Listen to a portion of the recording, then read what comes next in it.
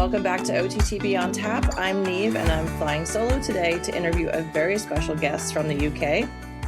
Today on the show, we're joined by social media sensation and OTTB enthusiast, golfer, and drummer, Lloyd Crabb. I stumbled across his Instagram a few months ago and have been feverishly watching his content ever since. His passion for thoroughbreds comes through in every post, and his thoughtful educational content is a must-watch for anyone who wants to know more about OTTBs and their new career paths. And not to mention, he's got a wicked sense of humor. Lloyd, thank you so much for coming on the show today. Thank you very much, Niamh, for having me, and thank you for the lovely introduction. I'm sure that's quite overwhelming for everybody. They're going to be very disappointed when they go and check out my profile. Just a big letdown. No, thank you so much for having me. It's so fun. You're our second UK guest officially, and we've been trying to get a lot more male voices on the show because there's just a lot of women around us all the time. So it's really great to get another male on the perspective on the show, because I do think when it comes to retraining thoroughbreds, the male and female approach can be an influence sometimes. But let's go back to the start. Can you tell us a little bit about yourself, where you're from, and how horses came into your life? Yeah, so after that wonderful introduction, I'm Lloyd, and I live in the UK. I grew up in Leicestershire and came into the riding scene very late. I was probably in my 20s when a friend of mine was involved in racing. So with that, I ended up getting sucked into that and ended up owning racehorses with them, and as in racing them, as in we were racehorse owners, and then we ended up having a few, and they get retired, and then they went off to work at another place in Lambourne at a racing yard, and I ended up getting left with two thoroughbreds, or one thoroughbred, I can't remember at the time, and didn't know how to ride, so I thought I best give it a go. Sat here with thoroughbred, and so it was about 21. Then I started riding them, got involved with a sport called horseboarding, and thought that's what I want to do with my horses, and met my wife Sarah while out there, moved to Wiltshire. Now I've moved to Shropshire, the lovely countryside near Wales, and now I've been riding thoroughbreds for probably about 15 years now. Awesome. And what led you to want to start sharing your experiences through social media? Just because I think we kind of overcomplicate things as horse owners, and I think thoroughbreds, like I have a passion for horse racing, and I know the care and work that goes involved in it, and the lack of care or education afterwards as well. Sometimes giving them another life outside of racing is something, and I don't want people to think that thoroughbreds are tainted. They're a thing to avoid. They're not solely for professional riders, where novices can ride them and stuff. So I try and help as much people as I can to show that they're not a complicated animal. They're just the same as every other sort of breed, shall we say, and that we probably complicate them and make things difficult for ourselves when actually they're pretty simple animals. Yeah, we always like to say that, like, we would take a off-the-track thoroughbred over any young warm blood, because they already have this, like, library of information and things that they know and trust.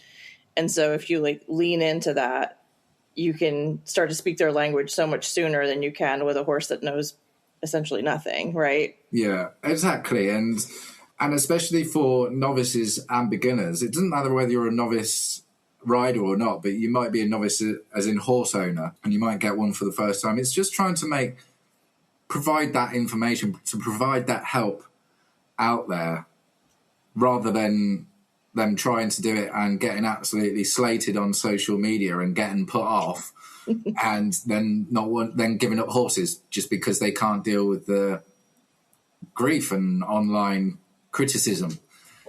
Yeah. When I'm out there to say, it's all right, we can make mistakes, we can learn, that's how we get experience, and we forget how that it's all about having fun and why we do it. And so that's then, But back to your original question, is just I ended up falling into it in a way because I started doing them, and obviously then people started getting more interested in, and like people teach you how to ride, like a bit like driving a car. They teach you how to pass your test, not necessarily how to drive properly. They teach you how to pass the test.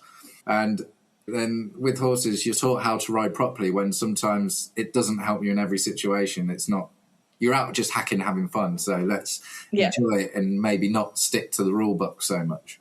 And nothing will humble your riding more than riding an off-the-track thoroughbred that's just starting its new career. I always say you have to be okay with being a bit of an ugly rider. And I think especially in the US, there's this idea that you're always supposed to look a certain way in the saddle. And it's, gosh, if you've ever tried to get a horse that has a stubborn lead to try to pick it up, there's nothing more humiliating than the way that you look when you're trying to get that right. But it's like, you got to be okay with that, because that's, I don't know. It's a whole, we used to have people that were really experienced riders come out and try some of our horses, and they get on and they're just like, how do I get it to trot?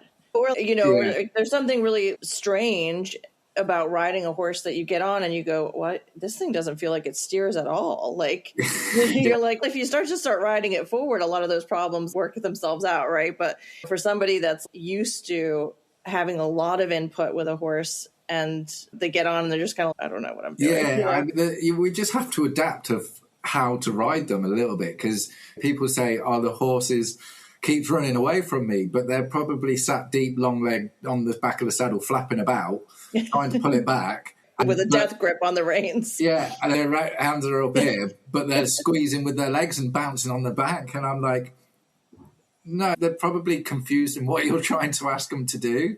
Yeah, I did see a ridiculous comment the other day, you might agree, but somebody said about one of my videos, because I tried to teach people like how to get control in the first place, try and make sure they don't get away, and maybe starting position is quite important when riding a thoroughbred.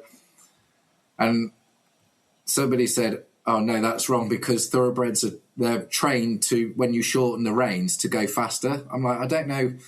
Yeah. Well, that's not exactly right. I don't know any trainer that I've worked with that the horses are trained to go faster when you shorten the reins. It's just... Yeah. It's like if you take a pull, maybe you might have something different, but if your hands are down in a bridge against the crest of their neck, like that's a position they feel very comfortable with, right? Getting them in a nice rhythm goes a long way. And somebody else said, oh, you should be able to control them with just your seat or something. I'm like, okay... I'll tell you what, you jump on this and see if you could just control it with your seat. The action and you grab then. And that sounds really nice. It's just I'm just all about trying to help people stay safe and demonstrating, because the only way you're going to learn in a way is just by going out and doing it. In a way, that's the only way you really learn. But if there's a bit of Lloydie in the back of your head saying, "Oh, bridge your reins," it'll help get out the saddle and stuff. We're probably going to feel a bit better ourselves. Yeah, and I think just we talk about it as having this toolbox of things to go back to when you start getting yourself into a bit of a questionable spot, or you bring the horse to a new situation, or you hack it out for the first time. And it's, if you don't have those resources to rely on, then you end up in a little bit of trouble, right? If you're out there for the first time, and you posted a great video the other day about the horse napping, which is probably one of the most annoying behaviors a horse can have. Yeah. In any regard, whether it's the gait, and this is the thing, right? It's applicable to the gait or something they're spooking at, or leaving the farm or leaving their friends, whatever the case might be. And I think that's so relatable, because it can just be about leaving the farm or whatever, but it's relatable in a lot of other aspects as well. And having the resources to just go, okay, what do I need to do? How do I guide this horse through this process? And how do I not get frustrated in the meantime? Exactly. And that's usually what drives, it doesn't help the situation, because we do end up getting frustrated, and then we're not necessarily giving clear instructions, and the horse then understands less of what we're actually trying to ask it to do. Right. But plus, you might be surrounded by people that are trying to be helpful, right? Yeah. And I like, for instance, that video I get loads of, what about this situation? What about that? And I'm just trying to give you the general, I can't accommodate for every single, because every horse is different. Every reason's different. Every rider's different.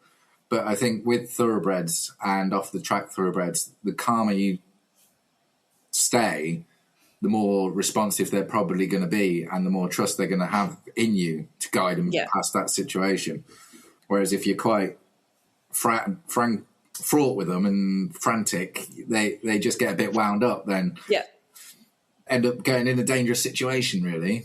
You can escalate from a pause or in a stop and a look to now the horse is spinning and going back to the barn with you. Yeah. Really bad. Sometimes we've got to throw the rule book out the window. Yeah. If the horse is going backwards, there's no point us trying to make it go forward because it's not listening to us. So almost we need to think about, we'll just turn it the way it wants to go. Then at least we're trying to keep ourselves safe rather than trying to kick it forward when we're going backwards. We've got to try and keep... Yeah, you don't want them to have bad experiences either, right? So if you're on the side of a little ditch and the horse starts going backwards, like maybe you don't have any other choice there. Yeah, so that's when I do my sort of, because I'm doing confidence coaching now with riders. That's what I say. Sometimes us experienced riders can look very calm when a horse is playing up, especially thoroughbreds, people in racing, the horse is playing up. But sometimes it's processing when there's a dangerous situation. And a horse jig-jogging sideways, we're probably aware that it's not a dangerous situation, but all of a sudden if a ditch comes up, then we're probably going to think maybe the best option is to get off or try and take control on the ground if we're not in control on the horse. Yeah. And I think trying to get novices to understand that we don't have to battle everything. Not everything's a fight with the thoroughbred. We can just jump off, stop ourselves from having a broken leg or a broken arm, and then get back on. And I actually love that you said that, because I think I joke around that I don't have an ego at all when I ride, like whatsoever. Somebody can come to me and be like, oh, can I give you some advice? And I'm like, yeah, like I love to learn. I want to know more. And like, I just don't take stuff really personally. But I think that there's a lot of built up ego in riding as a sport in general. And I think that some people might feel like their ego gets deflated or that they feel like they're giving up by getting off. They feel like a failure usually. Yeah. I think. And but if you can still get the horse to trust you by doing the same activity on the ground, then what's lost there? Exactly. And we're not gaining anything by staying on and ending up it falling off, because then we've just knocked our confidence, we've knocked belief in the horse and trust in the horse, whereas actually it's all right just to get off, walking past whatever's, or try and take control from the ground. And we're not failing at all. The horse isn't learning that. We're just keeping each other safe, and that's what it's all about. What do you think that people often get wrong the first couple months that they have a horse off the track? I think most people, they expect the horse to adapt to them straight away. When the horse off the track, they haven't been taught to stand still in a way when you get on them, for instance, as an example. And they're probably not quite used to always being out on their own. Or it's just simple things where our expectations, or a first-time thoroughbred owner expectation, can be like, it's not standing still for when I get on. And you're a week in or it's still not quite settled, and it's just like, it probably doesn't understand what you're asking it to. Same with the riding style. Maybe we need to learn how to ride how they like being ridden before we change them to how we want to adapt them or ride them. Learn how to be able to start and stop them and turn them before we end up trying to do show jumping or dressage on them. Just take your time to learn them and understand them and create that bond in the first few weeks. I think is really important. We interviewed a jockey last year. His name is Ramon Moya, and he posts a lot of really cool social media stuff where he does voiceovers while he's at the track. And he's actually at a local track to us here. Yeah. And it's really cool because he gets asked a lot of questions. But what I just really love is, and I wish people had more opportunities to actually go watch exercise riders and jockeys work with the horses, is like how they do things, where you see them drop the reins, you see them kick their feet out of the stirrups, or just different things, cues that the horse knows. You can chill out now because I've dropped my stirrup, which for a lot of people, maybe they wouldn't feel very comfortable doing that on an off the track thoroughbred right away. But that's a language most of them understand, and just different things like that, where you see like how soft those riders can be and then how deliberate they are when they're actually working the horses. Yeah, absolutely. And you say they've, it's like I mentioned earlier, they've not been trained to go fast because you've shortened your reins. They've just been trained that to be going fast, or taught to go fast, but in a controlled manner. And you say when you drop your reins or you drop your stirrups or something like that, shows that the exercise is done. You loosen your girth or something like that.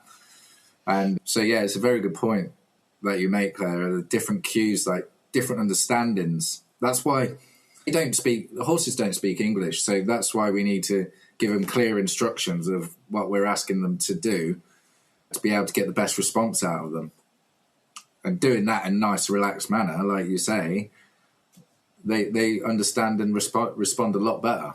Yeah, we talk a lot about sometimes that concept of letting go is really difficult for a lot of riders, especially if you're quite a skilled rider and you're used to a certain amount of contact. And whether you're an event rider or a dressage rider or whatever the case might be, like you're used to a certain amount of pounds of pressure in the reins and some sort of feeling with the horse, and that learning that ability to let go and just let the horse be out in front of you is, I think, one of the most important things you can learn how to do as quickly as possible when you first get one. Yeah. And again, it comes back to trying to remain calm, because sometimes if people get ran away with and they start screaming or they start shouting, and that's normally our cue to be getting the horse to go quicker or something. Yeah. The jockey's going to be going down, going, like, going to be shouting, driving it forward, and we're like, the horse is just going quicker. Yeah. So, yeah, that's what I say. We just need to learn. I think more people probably need to look at racing a little bit more, and the jockeys, and think, how are they, all work riders, like you say, how are they controlling the animal? How are they riding? Could we learn from them sometimes, rather than, you say, riding deep, leg long in the saddle and expecting them to understand what we're trying to ask them to do? Yeah. I love watching the races. Like, you can, on Equibase, you can rewatch races of horses and stuff. And a lot of times they'll show like a fair amount at the end of the race of the horse just jogging back around the track or whatever.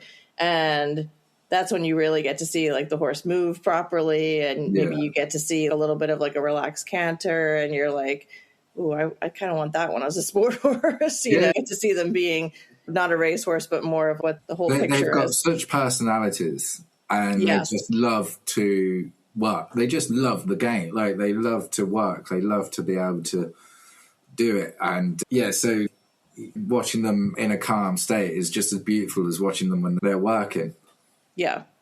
We have a thing here called the Retired Racehorse Project, and it's a big symposium that takes place once a year at the Kentucky Horse Park. And I was in it last year. So everybody gets a horse off the track, and you can't start riding it until December 1st of the year before. And then everybody has 10 months, and they compete across 10 different disciplines, everything from ranch work to polo to field hunter and eventing and so on and so forth. And it was really fun. But the horse that I got, I just saw his listing photo and a 10-second jog at the track, and I was like, yeah, I'll take him. And I just loved his breeding too, his build and everything. And he was the strangest horse I've ever worked with in all of my years of working with thoroughbreds. And just, I had to rethink every single thing about what I thought I knew about retraining horses. He was afraid of other horses.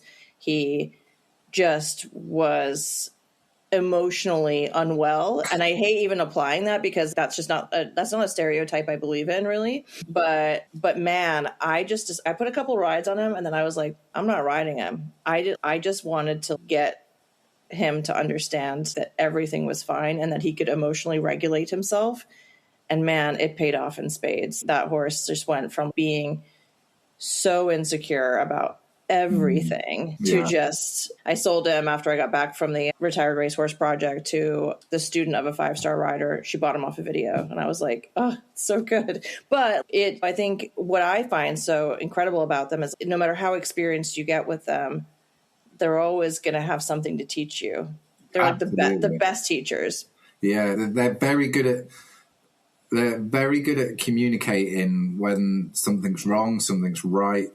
And we've just got to adapt to their language almost. If you get an off-the-track thoroughbred for the first time, or any time, like you just said, it's like getting a flat pack furniture without the instruction manual. We've got to figure them out. We've got to know what their buttons do and what does what. And it's like sometimes they're the most. I get what you're saying. Like, I hate the stereotype sort of thing, like typical thoroughbred. Yeah. Typical feet, like horses, thoroughbred feet, typical thoroughbred feet. I know just as many other breeds with feet problems as I do thoroughbreds. Yeah. Anyway, and they've probably seen just as much. Oh, yeah. At a younger age or something like that than people give them credit for. People get them and they think, oh, look, old Johnny's hacked out for the first time or cantered for the first time. They've done all. Yeah. We're just retraining them to do something, maybe trot better or jump better. They've done all the groundwork before that, and some people think they've almost got to reback them, retrain them or something. Yeah, and nothing could be further than the truth. And what I figured out with that horse last year is I was like, truly, I think he rewired me as a horse person. And I was like, let me find out what he's naturally gifted at. And I discovered he was really good at being inquisitive and brave. Just naturally, just the very first day I got him, the hunt came through my farm and he was like, what's going on over there? That's pretty cool. Whereas all of the other horses on the farm that the hunt comes through all the time are galloping around. And he was just like, that's cool. And so I started taking him to obstacle courses. And the very first time I took him to an obstacle course, he went over a teeter-totter bridge and through a car wash and did all that stuff. I did it all in hand. I got on him. This was probably like my 4th ride on him. And he's just flat-footed. This is the coolest thing I've ever done. And he was just so brave. And I was like, man, if I can, every time I work with him, replicate that feeling for him, the riding's there. He already knows how to be ridden, right? But how do I get him to understand that he's got this braveness that needs to come out? Yeah, it's just, as you say, it's just you're learning stuff about yourself. And that's why I say it's okay for people to make mistakes, because you try something, it doesn't work, but you learn from it. Yeah, or you might find out you have a horse that likes to go for a 15-minute hack before it likes to work in the ring. Exactly. You just go take it for a hack, let it walk around on a loose rein so it doesn't get ring sour or whatever. It's like you can't apply them all to the same structure. No, exactly. And everyone's different, and you feel it in them as well. You feel the difference in each horse. Yeah, definitely. Okay, so we talked about some of the things that we don't love necessarily, but what are some green flags that you look for in an off-the-track thoroughbred prospect? Oh, that's a good question. Do you like a horse that's run on the dirt or the turf or over fences? Or So I prefer over national hunt, so over the fences, like jumper. They tend to be a little easier, a little more quieter, a little less wired, shall I say. A bit more experience, a bit more like an old dog, an old pair of slippers sort of thing. So I think that's probably a green flag for me. I'm too old to be dealing with flat racers nowadays. They're quite sharp, aren't they? So funny. But yeah, that's my type of thoroughbred, yeah. And I saw that I don't know if you just recently acquired a new horse that was 11. Yeah. Is that right? And so do you like a war horse, like a horse that's ran a lot? They're usually easiest to get hold of. That's fair. Yeah. Yeah. Yeah, so I think I used to work that horse. Oh, that's cool. He is, by the way, he is stunning. He looks like he's ready to go around Burley. He just looks gorgeous. Yeah, and he was just one of those horses where you worked him or you rode him. Like, he had some time off, or he came back off holiday and you canter him for the first time, and he was just like, yeah, I know what I'm doing. Oh, that's the best. And so I brought him back in, got him back to working. We got him, and we were just riding him, and it's just like, God, this is feeling great. Like, he was such a good workhorse at home. Went to the races, it's like he forgot how to breathe. Do you know what I mean? It was just not. It was, like you said, it just wasn't his game. And he's an incredible jumper. He's such an honest. And I think the owner, they did try selling him, and I said, look, if he wants just a happy hacking retirement home forever, like, I'll put my hat in the ring, sort of thing. And about a couple of weeks later, she said, walking the walk, do you want him? So I was like, absolutely. Well, you never ask. And it's a shame, because I did actually reckon, because they put out a horse advert for him, and there was somebody who I knew who was looking for a horse, and they went and looked at him. I don't know why they didn't fancy him in the end or something like that. And remember thinking, you've missed a good one there. Yeah. I'm just looking up his breeding right now. We're both pedigree nerds. We actually have this series that we do on our Patreon where people will send us a confirmation photo of their horse and then the breeding. And then we will decide what we think the horse will look like and what we think it'll be good at. And then we'll see the picture, and then we'll break down the confirmation. And it's really fun because we get pretty correct on it. Oh my gosh, his breeding is insane. Yeah, he's got Galileo or Sadler's Wells on the top and the bottom. Oh. No wonder he's so fancy. All right, I'm going to have to show that to Emily later. She's going to freak out. Yeah, Sadler's Wells is just, and Galileo. Galileo's can be a little bit tough, but probably why he raced so long. Yeah, he did race quite a bit. Oh, that's cool. I'm going to show that to her later. But yeah, he's just such a game honest horse, do you know what I mean? Yeah. And I think you can take it or leave it with breeding, but like with certain lines and certain lineage, the class just comes right through. Like, that's something you can spot from a mile away. There's sometimes horses where we'll go to the track and we'll stand by the paddock and we'll guess who we think the horse is related to. And it's just a fun game because it's like just certain lines. It's like you can't. Bernardini's one of my favorite lines, and you can't hide it. It's just there. You know it when you see it, and it's really cool. This is a good segue into the next part that I wanted to ask you about, which is about the aftercare industry, because in the U.S., we don't have a national aftercare industry. We have many factions of it. There are regional ones. There are some that are U.S. based, but they have like little groups around the country. And so from what I understand, the main one in the UK is Retraining of Racehorses. Can you tell us about the organization a little bit and like what they do and their program? Yeah, so Retraining of Racehorses is one of our big charities in the UK, and they're just so good at providing as much information and as much support with thoroughbreds, as in relating to the aftercare, the ones that they pick up or get sent, and they try and just look after and rehome and all sorts of things. And they provide the programs for show jumping, for eventing, for dressage, for horseball, for loads of different things where you can enter like the different classes. So when you get a thoroughbred, you can, if it's Retraining of Racehorses registered, you can go and do all these wonderful events that they put on. But yeah, so I'm now starting doing a few bits with Retraining of Racehorses. So I'm starting to got a webinar coming up where I'll be doing that and helping educate people in the first steps of like getting off the track thoroughbred or the care that goes into them. But yeah, they're very out there, so that when you go to like race days and stuff, there'll be representatives there in different events or country shows and stuff, and they're just a wonderful charity that provides such good information and support for people rehoming racehorses. Yeah, I think a couple months ago, I actually reached out to the organization to see if I could interview somebody from them.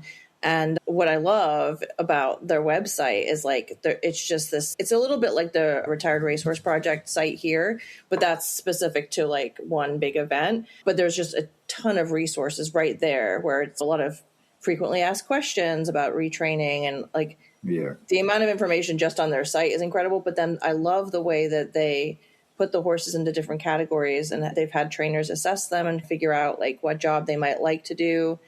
And the way that they present the horses for their new careers is really cool. Yeah, and it's just showing and providing education for everybody to show that once race horses have finished their career, they're not disposable sort of thing. Yeah. It's look what they can do, look what you can go and do, look how much fun you can have. And they're now introduced a hacking challenge sort of thing. So you don't even have to go out show jumping dressage. You can just record your hacking on an app and do it with Retraining of Racehorses. So you just go out hacking. It doesn't have to be feeling you got to go out and compete. Yeah, they do have something like that here. It's called the Thoroughbred Incentive Program. And so certain shows you'll go to, you can get a high place tip award for having the highest place thoroughbred in different divisions. They'll give out special prizes, and then they have a championship every year as well. Yeah. But they have something similar, like a hacking, or I have a friend who just started to do endurance riding with one of her thoroughbreds, which is really cool.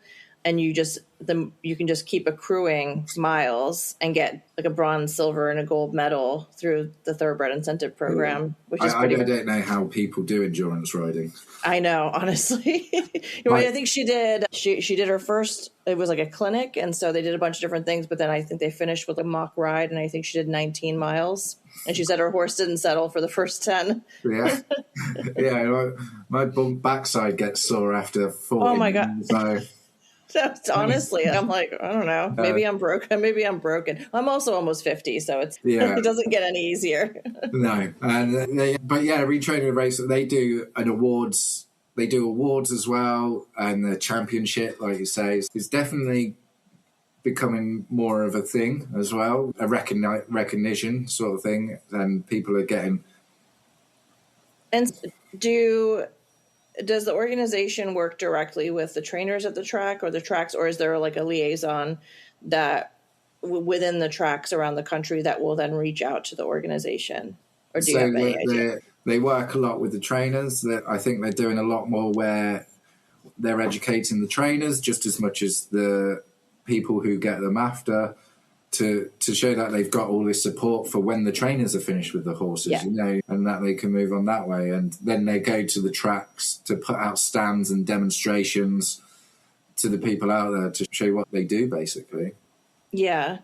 And this is something that, like in the US, they've gotten a lot better at like placing those opportunities for the trainers. But what we're still seeing, and it's gotten a little bit of a roller coaster, is the prices that trainers want for horses off the track. Certain tracks build in incentives for trainers to place their horses when they're done running, right? Mm-hmm. But then you have organizations like Canter, which is a US-based program, and they have regional groups that work with different tracks.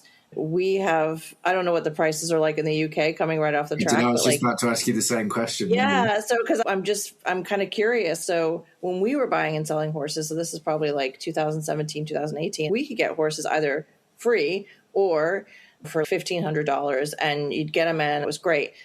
Now that there's actually a lot more infrastructure with the aftercare organizations and the trainers kind of know these horses are worth some money. And and everybody appreciates the fact that like, you might have a horse that was bought at auction for $350,000 that you've spent $85 a day getting it to get its gate card and all of this stuff, right? To find out it doesn't really want to run, or it doesn't run that well, or it bows a tendon, or whatever the case might be. And now they're asking like $5,000. And I would say right now the prices right off the track kind of vary, but I would say $5,000 is like for 16-hand gelding with no known injuries. And then if it's fancy, if it's big, if it's a nice mover, if it's got any white on it, if it's gray, I mean, you're talking like closer to 10. Do you think that's right? Or I love it because I think there is so much value. The thing is, like, when you see resell their horses for $2,500, it's doing nothing to help the industry. I do think it's hard for quality people to get the horses off the track if the prices are too much. I do think there's still like a black mark over thoroughbreds as being worth a lot of money. I sold my last thoroughbred that I had for 5 years for $40,000, and he had kissing spine, sesamoiditis, like he had a lot, but like, I was like, he's worth this much money. Yeah. He's an amateur's dream, whatever. And so I think that the more we can do to support that these horses have value, there's just got to be a little bit of give and take from the ground level up, right? Yeah. So I'm a bit on the fence about it all, really, because so there's obviously this thing, isn't there, where amateurs, I wouldn't say amateurs, or novices or beginners, they apparently buy thoroughbreds because they're cheap. And again, I don't particularly. I think we need to educate more the people than necessarily making them expensive. Like, no matter what horse you're going to get, we still need to educate the riders into.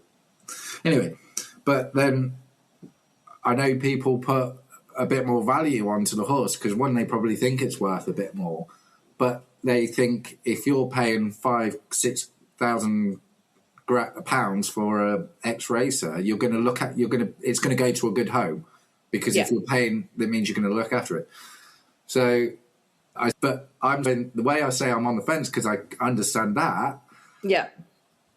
But when they come off the track, for me, they're probably not worth a lot.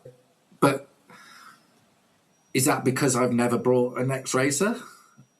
I can definitely see your point. Like, and I do have a good resource now where he gets really good quality horses, really good owners, and offer them to me for nothing. Yeah. But that's because he knows that if I bring a horse in, it's going to get quality farrier work. It's going to get a proper feed program. It's going to get all of those things in place. And I think, to your point, there is a specific price point where you attract riders of less experience.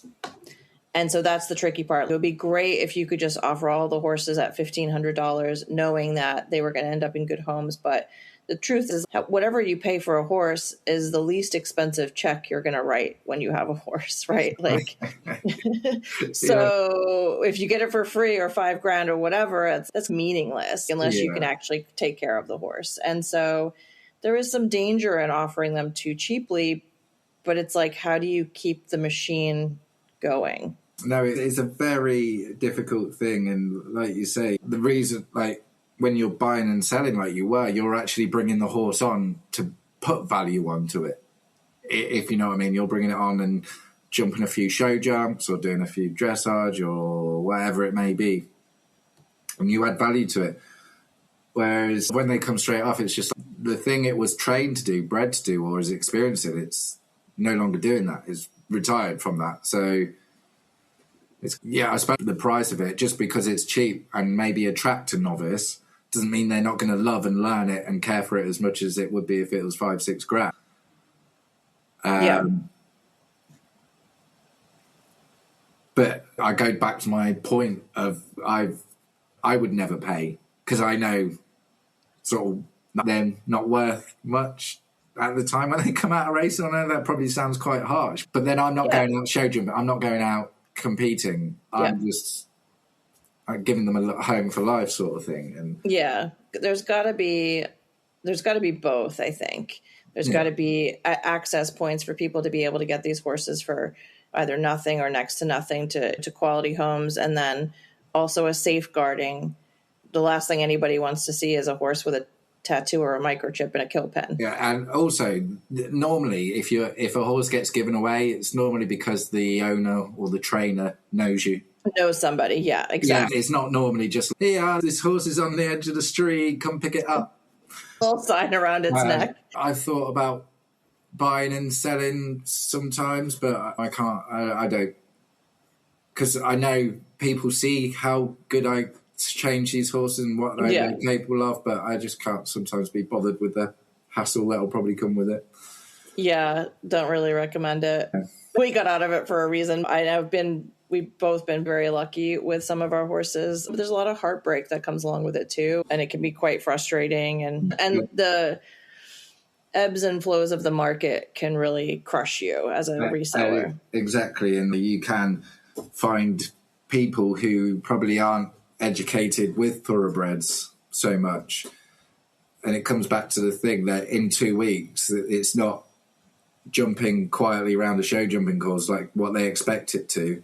Yeah, trying to get rid of it. It's the horse, and almost they come back to you saying you've missold them something. Yes, and that we see that a lot now. We have one reseller in particular who is very vocal about a lot of the stuff that goes on in her sales, and it's awesome because it just highlights like how even if you're a person right now that, for me, I've had my current horse for 3 years and I've moved him twice. He is golden. He's such a good boy, right? He's very experienced, but every time you change a horse's environment, it takes them weeks, if not months, to reacclimate in both their mind and their body. So it's like, just because they have the training they have the training that was advertised when you went to go try them, now you're taking them away from any friends they've made, the comfort of their routine, and so on and so forth, right? And I think that I wish there was a better way to educate horse owners about how important their horse's emotional regulation comes into play. Yeah, but that comes down to confidence and knowledge as well.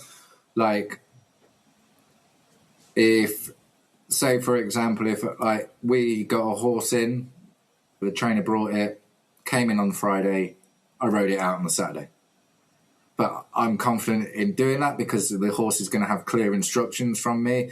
Like when we got Walkers home, I did let him settle in for a week, but that's more because I was busy. But I still would have been confident enough to take him out the next day. Yeah. To be able to instill that confidence in him because I'm in safe hands. Like, yeah. But yeah, if the rider starts to doubt themselves, and we've got to think that we'll give the horse time to settle in, because obviously you're not quite sure of his behavior and stuff. And yeah, we always say to people, like, if you get the horse home and say the horse is unsettled in a new environment, that doesn't mean you don't.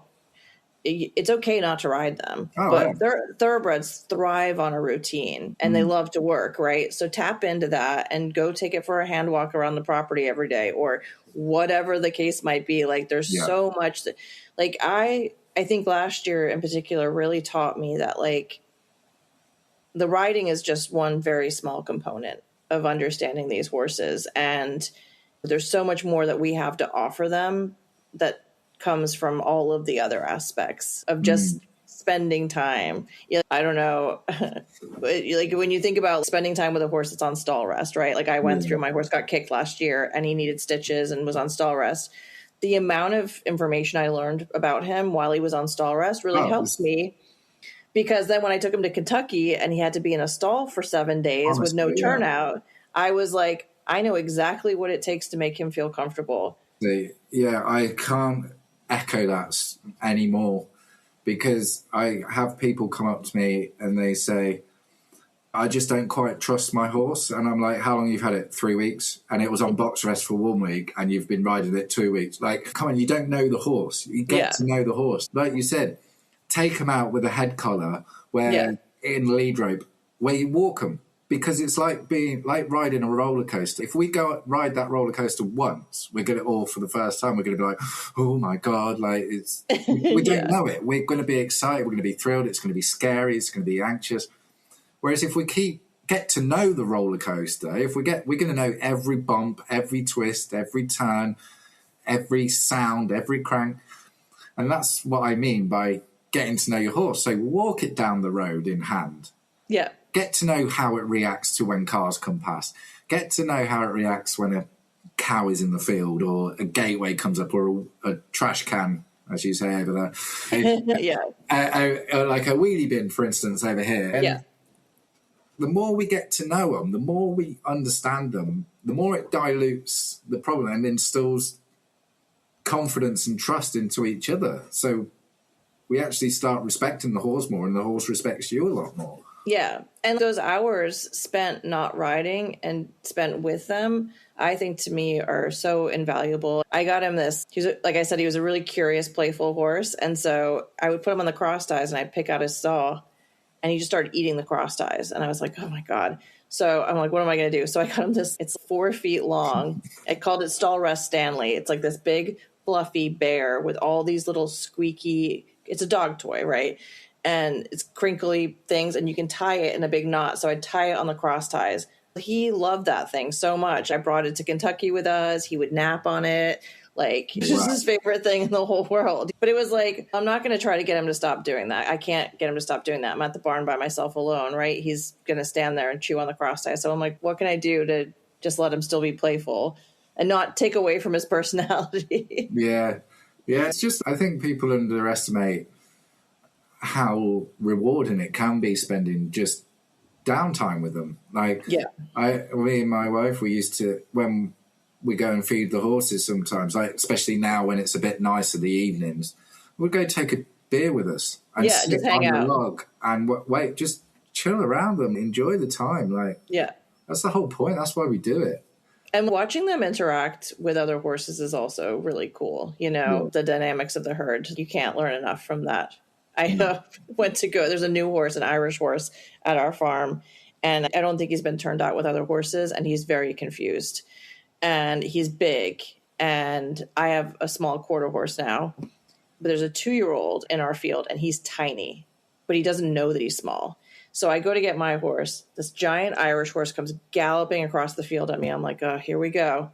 So I had a fly mask in my hand and I just start flinging it at the big Irish horse. This little 2-year-old buzzes around my quarter horse and is like, I don't think so. And started protecting us from this Irish horse. And I was just like, it's so funny when you watch. I'm like, I'm part of the herd now. I'm in the middle of this. And I was just like, oh my, but it's just fascinating, right? To watch a horse that doesn't really know how to interact with the herd.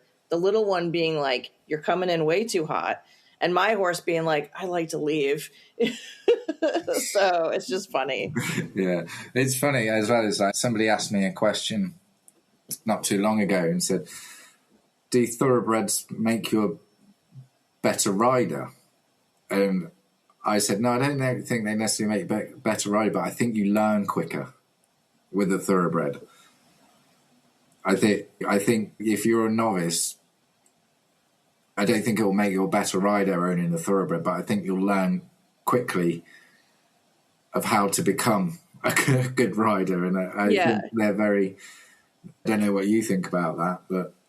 It's interesting that you say that because I think I have a very good friend. She's got an Irish sport horse and she said, she's ridden thoroughbreds and competed thoroughbreds. She's, I'm just not cut out for thoroughbreds. I'm just not and she was with me in Kentucky the first day when Oscar was trying to climb out of his stall. And she said, what are you going to do? And I said, I'm going to go check in at the secretary's desk and he's going to have to figure it out. I don't have anywhere to put him. I was like, she said, what are you going to do for the rest of the week? And I was like, I'm just going to hand walk him a lot. I'm just like, I see that behavior and I'm like, he's okay. He's just throwing all of his toys out of his playpen. Yeah.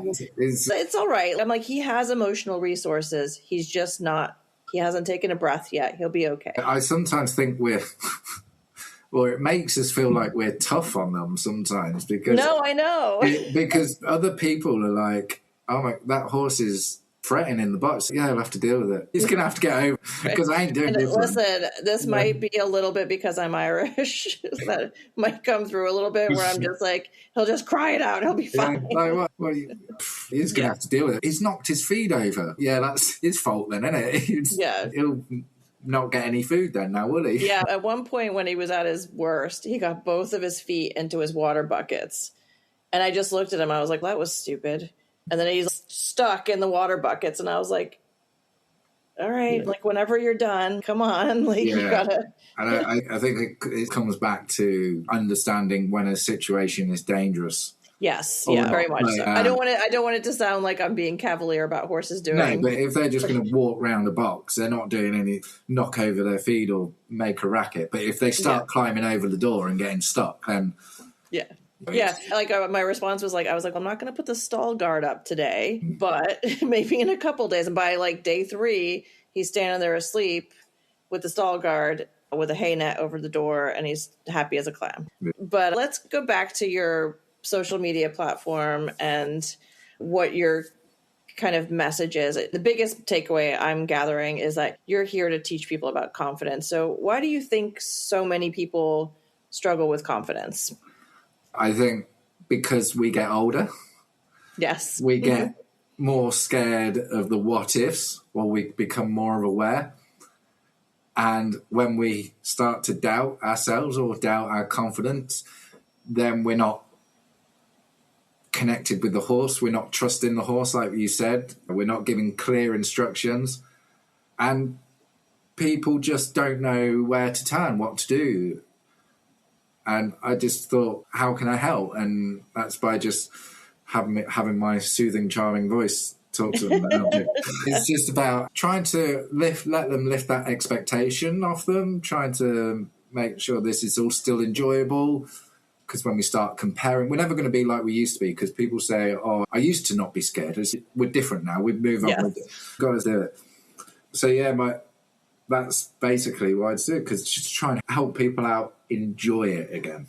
Yeah, I think about it in the sense that normalizing fear and normalizing anxiety and insecurity is something that the horse world needs a lot more of, because I like to say that the more you show that to the light, the weaker it gets. So I think by talking about it and sharing experiences and having that solidarity, we realize that we're not alone in our struggle. Yeah, and we've got to think of the what ifs. Yeah. It's okay to be like, there's a scary thing over there, or I'm a little bit afraid of hacking out on my own, or whatever the thing is that paralyzes you. Yeah, but it's actually trying to make you remember that the horse, you probably need to trust the horse a little bit more, because the probably horse hasn't reacted to it. Because we go, oh my God, there's a gateway coming up. Then the horse goes, what the hell? I wasn't worried about something, but now I feel like I'm worried. Then you go, see, I knew you were going to react to it. And they're like, I wasn't reacting, because I was only reacting because you were reacting. And the snowball effect starts, and we're like, then we lose control. So, yeah, it's just trying to say to people, it's okay, we get older, we get more aware of the risks involved, the consequences of injuring ourselves and stuff like that. But I'm trying to make us try and slow that snowball effect down from it maybe being okay to becoming a disaster. Yeah. And that's why I say, let's try and work out, what is a dangerous situation? Are we in control? How do we slow that snowball effect down to try and stop it ending up in a ditch or ending up and thing? And it's usually fear. The fear that and lack of confidence is usually brought on by the feeling of not being in control. Yes. Yeah. No, I think that's a really it's not good normally, point. If you get bolted with, because that's usually a lot of time that people get scared, is the horse bolts. It's not normally the speed that scares you. It's the fear, the feeling that you've got no control. You're a complete passenger. Yeah, just trying to help people find the love for it again. Yeah. Do you think that horses can tell the difference between confidence and bravado? Yeah. I think you can get a horse, I wouldn't say respects you a bit more, but they're like, if we're not confident on a horse, we're not giving them clear instructions. And then that resorts into the horse going, I don't know what you're asking me to do. You're not in control. I'm going to take control. Whereas when you're riding one or something, you go, come on, let's go. They're like, okay. And so people do get away with it for sometimes. You know, people do get away with it, but you'll probably find them out at some point. Yeah. I always go back to this thing that Lucinda Green says, which is when a horse asks a question, it's wrong not to answer. And I think about that a lot when you're talking about things like, oh, the horse is looking at something like a mailbox, or it's feeling insecure or whatever. And it's like the horse is constantly asking for reassurance and direction, as you would say. I always like to think of them as toddlers that basically thrive on boundaries and limitations. So yeah, and it's like the way we deal with, say, again, it comes back to, we think of the what ifs but we've got to have that, but assume nothing's going to happen. Same with a mailbox. If we go past the mailbox and the horse goes, so let's just keep them moving past it. We don't have to make them look at it. We don't have to create an issue out of it. Yeah. Because the horse will feed off that as, all right, it was okay. We're fine, and it's fine. Yeah. And it's like picking your right battles. If you have a battle, there's a winner and a loser, and we're probably going to be the loser 9 times out of 10. Yeah. So even little things like picking their feet up or picking their feet out, if they pick up the opposite one to what you're asking for, just pick out the one they've picked up. They're trying. Well, they've picked up a foot. Who cares if it's the one you want? We don't need to go, no, Trevor, no, I want this one. Then all of a sudden the horse is like, come on, what, a bit harsh, man. It's like, I just offered you something. Yeah, and then we get frustrated. Then we have that feeling of they're not doing what we ask them to. Yeah. When actually we could just pick up the feet and crack on. Yeah. Yeah, it's not that deep. Yeah. What advice would you give to somebody rebuilding confidence after a fall? Ooh, good question. So don't be afraid to start again. I think going back to scratch, as what we've talked about, walking them out in hand, doing that for a bit, getting used to them again, building that trust with your horse, realising, are they doing anything wrong? Was it something, almost parking what you did and accepting that you've fallen off, wondering, did the horse do anything wrong? Could I do anything better maybe? But just get back on, go 5 minutes down the road, come back, jump off, we're winning. We don't have to get back to where we were straight away. We don't have to question that. So just be prepared to take those expectations off and go back to the beginning. Yeah. Have you ever had or gone through a major confidence challenge yourself? I think every time. I think yes. I'll tell you this story. So we were horseboarding once at, funnily enough, Burley House. Oh, that's so fun. Yeah, and we went 30 mile an hour into a corner, and the horse, I think it was about 28 or something like that. And we didn't realise that the Paddy, our horse, had lost a stud or a shoe or something like that. So her back end she stayed up, and I plopped up and went back. And yeah, but we still had one run left and we hadn't got time down or something. So to try and do that again and go that fast into that corner, trusting the horse, that's where you've got to go, come on, Paddy, you've got this, and I've got you and you've got me, to just try and actually think it actually wasn't her fault why we fell. There was nothing I could do. So, yeah, that was quite scary doing that, trying to go out. So I understand and I completely resonate with people who do lack confidence. And when I first started riding, I thought it would be lovely to canter my horse, my Thoroughbred, without any experience down this avenue. And I couldn't stop, ended up having to jump off at high speed. And yeah, so they can be quite scary. So I understand. And I suppose that's why I try and help people. Yeah, and I think I had this question in here about fear. What's something you wish every horse person understood about fear? And I think you're getting at this, which is that it just exists. Everybody has it. Yeah, it's at the end of the day, we're just passengers. Yeah, and for us to pretend like what we do every day isn't putting ourselves in danger is silly, because every aspect of being around horses is going against thousands of years of breeding. Yeah. And when we're passengers in cars, none of us are. I don't know a person that's really good at being a passenger if we know how to drive. We can tell the driver to go left. We can tell it to slow down, speed up. But at the end of the day, actually got control. And, when they brake a bit late and traffic's coming up, we brace and... Yeah, and horses are very much the same, but we can actually feel a bit better if we're trying to get a horse to stand still and it doesn't want to and it wants to walk on. If we just go, come on, then let's walk on when we're ready to, even though they're not standing still, and it's what they want to do, we can actually feel like we're in a control a little bit. Yeah. Same with the horse. If it goes backwards, if it wants to go that way, let's turn it that way and at least feel like that's what we wanted to do, even though the horse wants to go that way. There's still a small win in there somewhere. But I think I always tell people fear is just something we're going to have to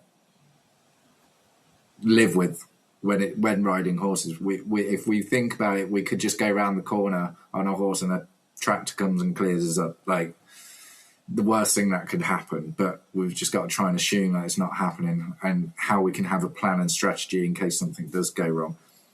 Yeah. Like slowing it down to maybe jumping off. It's funny that you made that analogy with the car, because my boyfriend for a hobby races cars. And so anytime I'm in the car, I have a pretty fun car that I drive and it's a 6-speed turbo, but like driving with him, even just going around or going out to eat or something, I'm just like, do we have to drive like this every time? Or can we? But then I suppose, how much would you enjoy it if you're worrying about it, or just exactly going, how much more unenjoyable is the journey if you're going, ooh. I know. It was funny because I took my car to the track last year. I did the whole track weekend, and I remember afterwards I was like, okay, so it's official. I like really fast cars and slow horses. I feel much more comfortable in a car going really fast on a track that I don't know how to drive on yet than I do on a horse going at some level of speed. Back to social media. Have you had any conversations that have surprised you since you've been doing this? Oh, crikey. Yeah, like some of the Facebook's the worst. Because people just can't help themselves. Honestly, I'm not sure I don't know why. Facebook, I seem to get a lot of stranger comments and more questions asked, but there is some funny ones where you're just like, really? I get a lot of advice asking I'm sure. when it's like the craziest situation, like, well, how much time have you got? Like, I can't solve your horse problem within one message. And or say if I put like an educational video about the horse napping or something like that, and then I get, what if it does this and there's this situation? I can't accommodate for when there's a bin lorry and there's horses in the field, and at the end of the day, my horse isn't actually napping, so I can't you're trying to fabricate. I'm trying to demonstrate it. Right. And another funny thing is, I know this isn't stories like you're probably looking for. No, this is great. I love it. I did a video about controlling a thoroughbred, basically, but I didn't state it was for thoroughbreds. I thought it would be useful for all horses. Sure. And comments were like saying, maybe you should state this is more for race riding or thoroughbreds. I'm like, okay. Then the next one I put up was like, oh my God, about thoroughbreds, saying if you've got a thoroughbred, and the comments were like, this isn't just for thoroughbreds, this is for all types of horses. You can't win. You can't win. Well, there's always something where it's just... Yeah, I was actually thinking about you regarding that, because there's a lot of people in the US right now for the World Cup, and there's this guy who is English, and I don't know if he's moved to America. Anyway, he's been chronicling trying American foods. And so he was really excited about trying grits. And I posted in the group, next up, you have to try scrapple. And he wrote back to me and said, and I said, oh, it's a Pennsylvania treat or whatever. And he said, what's scrapple? And I said, oh, the better question is, what isn't it? And I was like, it's legendary, whatever. And somebody wrote below that, they got really upset with me, and they're like, come on, he's from the UK and he doesn't know what. And I was like, but no, that's really how you would describe scrapple. It is a gray rectangle of what's left over when they process pork in a factory, and they put cornmeal in with it, and then you slice it and you eat it with breakfast food. Oh, But it wow. was just really, but it was like the person was really upset with me. They're like, he's just asking for, and I was like, I was trying to be funny, chill out. Like, Yeah. Oh, it's mad, isn't it? it's crazy. I was like, I have all these like notifications. I was like, this is so funny. Hold on, I lost my, oh yeah. What kind of topics do you think riders need more education on?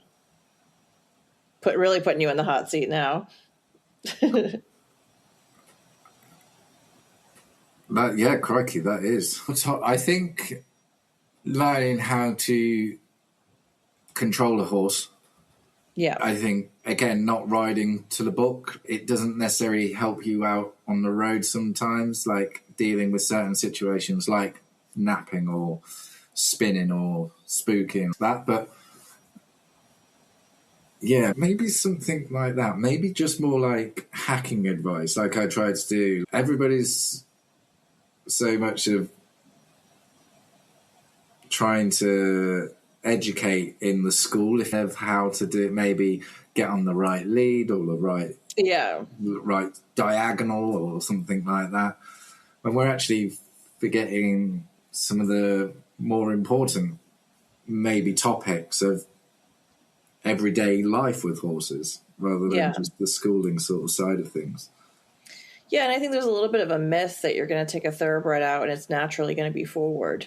And I think a lot of times they're not. And I think you can teach them to go forward out in a nice area with a big straight line and use that to your benefit back in the ring. I suppose if I'm answering the question honestly, I think we could probably learn how to work ride a little bit more, shall I say, as in learning how to control a thoroughbred before, or ride like we're in racing, before trying to ask them to come and adapt to our style of riding, because at least we know how to start and stop them or control them. But then again, I was cantering in a straight line and somebody said, you took off on the wrong leg, and I'm like, oh my God. Straight line, like, that's the point. That's why I try. That's so funny. Like novices, and because that would probably make a novice or a beginner feel like they're doing something wrong when they're not. Yeah. It's like you just cantered off quietly. I don't care. Seriously, like, why are we making it complicated? I'm just cantering. Oh my goodness, that's really funny. So I guess in controversial questions, is there a piece of horse advice that you see getting shared online that makes you cringe every time you see it? Oh, do you know what? I got told off for patting my horse the other day. Maybe that's a bit of advice that. Oh yeah, I thought I saw something about that because you were like patting them and not rubbing them. Yeah, I didn't know that was a thing, so maybe that's probably one a bit of advice I'd like people to ignore. It's so ridiculous. It's like, and also some horses like different types of, I call it their love languages, right? Figure out what your horse's love language is. Does your horse like cookies? Great, give it cookies. Does it like to be scratched at the wither? Cool, do that. It's not any reward for the horse can translate as a reward. It's your demeanor that the horse feeds off. So if you're patting it, but you've got that obviously light tone in your voice, that good boy or something, they're going to respond to that rather than you growling and there's different ways of. So maybe I think I do struggle with the natural horseman sort of. Yeah, no, and there's the thing is, like, last year I got really into, I don't know if you're familiar with the TRT method. It's the guy from Holland, and he does fantastic training. Yeah. And at its core, you would be like, oh, this looks like natural horsemanship, but it's absolutely not. It's truly just about emotional regulation and working in the confines of like what horses are naturally adept at doing and how they can unlock themselves. There's no carrot sticks involved or things like that. Yeah. But yeah, I think there's a time and a place for being sweet and kind. And there's a time and a place for this is a 1,200-pound animal that could kill you if it wanted to, just by reacting. And I think it was like you say, me trying to educate people into having a good starting position when they canter. So almost like the horse is almost cantering on the spot. Yeah. I'm exaggerating the way I'm demonstrating. I obviously don't ride with them. Yeah. And because I'm trying to exaggerate it to show people, and they can work it out for themselves a little bit of the feeling that the horse is giving them. And again, somebody was like, you should be able to ride from just the seat. And I'm like, okay, but my videos are actually for a beginner, like somebody who hasn't got years of experience. Yeah. And they said, yeah, no, they're not. My kids were taught from 5 and 6. And I said, aren't they lucky? Not everybody is. We've got to learn how to control them before we can go teaching them how you want to ride and adapt. Yeah, it's just fun. And like we were saying earlier, watch how they do it at the track. Like all those horses are ridden in a frame. They're not ridden around with their heads up in the air doing nothing. No, exactly. Like they're ridden using their backs and expecting some sort of contact. And and the riding style's different, Western and the English, and it's just so I hope I answered the question. I think a lot of people make the mistake of riding them a bit too loose. And then I think when one of your videos you talked about sometimes they'll step into the canter and they'll take 2 steps where they feels like they're bolting. They're really not. They're just out of balance, right? Mm-hmm. But if you have nothing and you're trying to catch your reins and you're doing all this, now you've slowed the forward momentum or you've confused them because you're up there scrambling around. And if you already have a nice hold of them, you can just sit, wait for them to kind of settle, and then go. And I think sometimes as well, when people pull a horse up, they sometimes maybe expect it to stop straight away. And whereas the thoroughbred can, just because they're not stopping straight away, doesn't mean they're not slowing down or listening to you. They could just take a bit longer to pull up. Yeah. You almost forget that they're like elite athletes. Exactly. They are the elite athletes of the horse world. Yeah. And especially when you get them off the track, they are as fit as you're going to get them unless they've had time off. Horse, That's a different animal. I've got a little rapid fire round. Okay. To ask you. Ooh. All right. Your favorite thoroughbred trait? The lop along canter. That's not what I was expecting you to say. Most misunderstood thoroughbred behavior. Jogging. Favorite song or playlist while you're riding? Oh, bloody hell.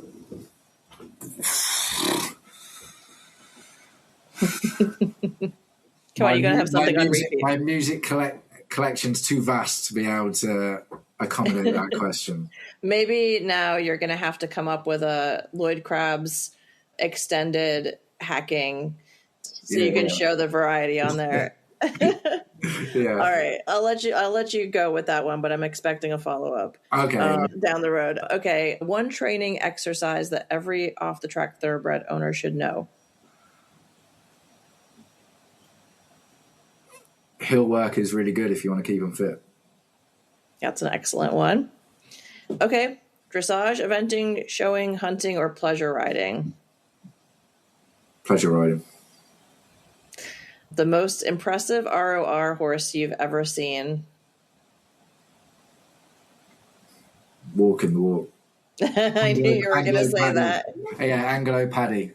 I would say I'm going to go with my chestnut mare because she's done music videos, she's done jousting, she's done filming, TV, she's done horseboarding, she's done everything. I mean, you buried the lead with her. We might have to do a whole follow-up episode just on her. Yeah. Let's see. The most underrated second career for a thoroughbred. Ooh. I think retirement. I think happy hacking, I think that's so underrated. Yeah. We don't have to go out and do things. We can just enjoy them. Imagine that. One horse you'd love to ride for a day. Or there was a horse that Paul Nicholls trained and won the Gold Cup at Cheltenham and was a very fantastic horse. Yeah, I'd love to ride him, but he's no longer with us. All right. Beer, bourbon, coffee, or tea? Beer. One thing every off-the-track thoroughbred owner should stop worrying about. So what do we need to stop worrying about?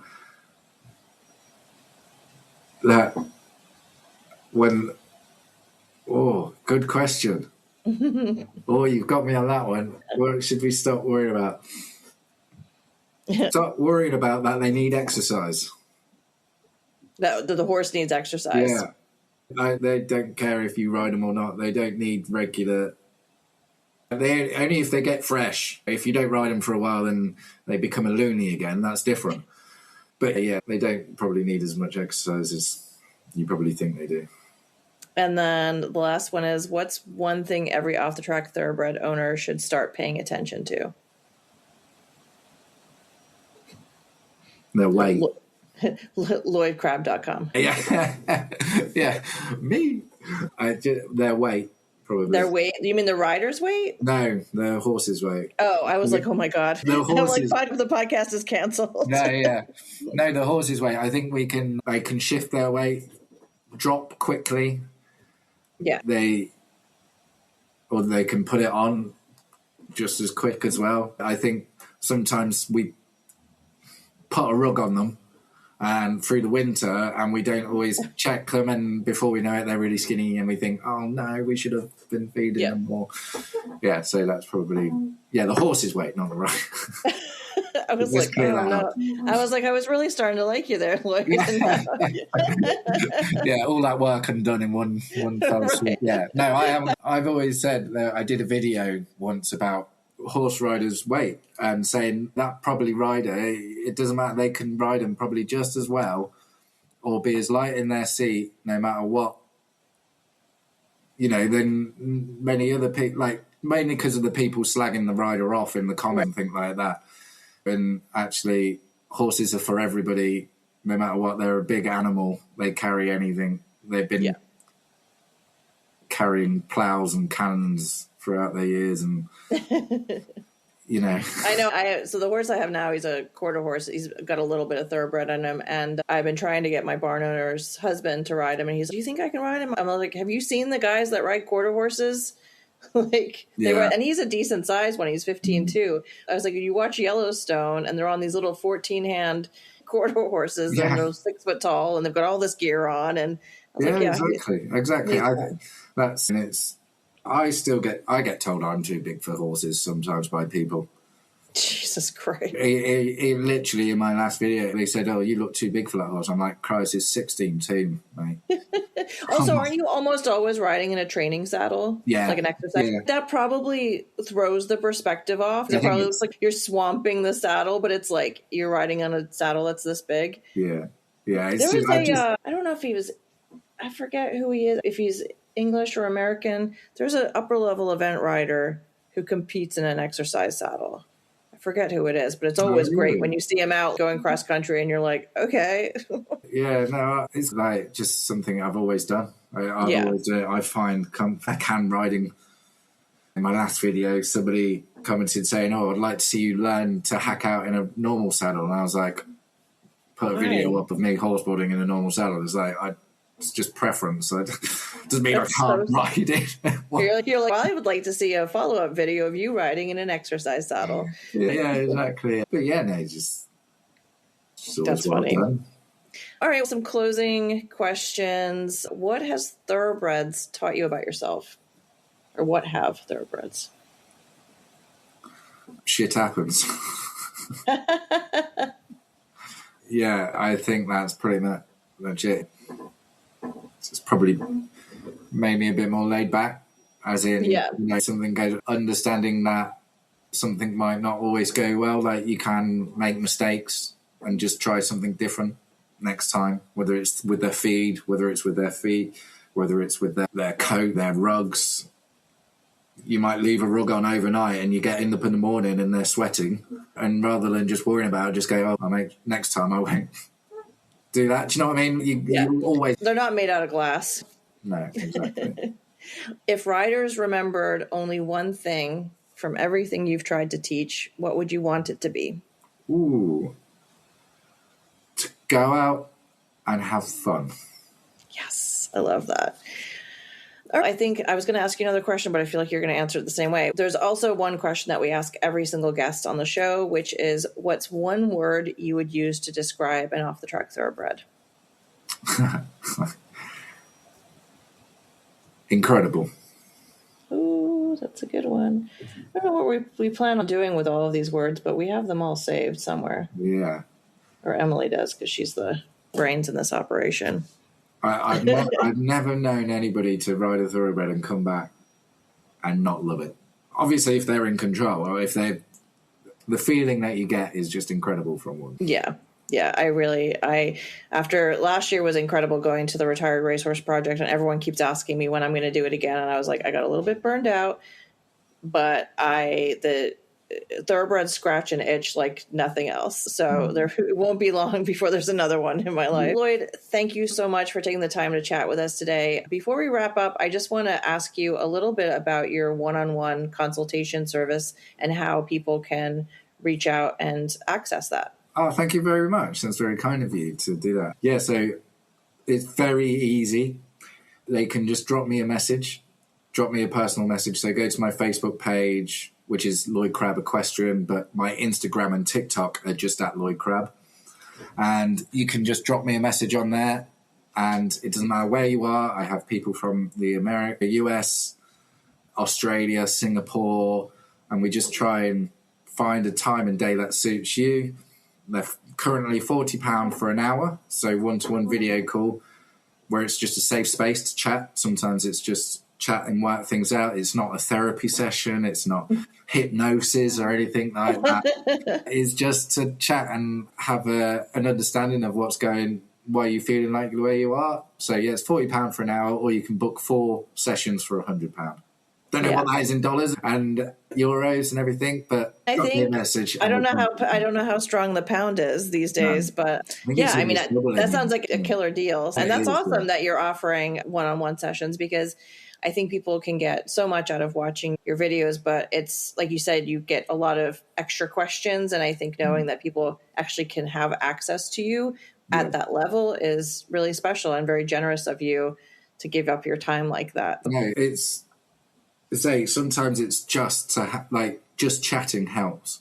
Whether you've had an accident, whether you've had trauma, or whether you just want advice on something, it doesn't mean you're necessarily lacking confidence. I'm not going to tell you how to. I'm not there to grill you or judge you or anything like that. It's just sometimes chatting helps. And then, like you said earlier in the recording, then you can have Lloyd Crabb in your ear when you're out there and you can find yourself in trouble.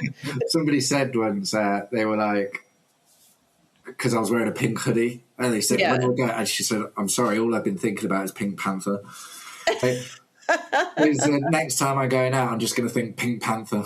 There you go. Actually, that wouldn't be a bad theme song to have in your head while you're out hacking. All right. Well, thanks so much, Lloyd. I really appreciate you joining us. I'll let you know when we're going to put this on air, and I think I'm probably going to make it into a 2-parter because we talked for so long. Let me just wrap us up here. If you like what you heard today, please leave us a 5-star review on Apple Podcasts. Feel free to reach out to us on Instagram, Facebook, or send us an email at OTTBontap@gmail.com. We love hearing from you. Cheers.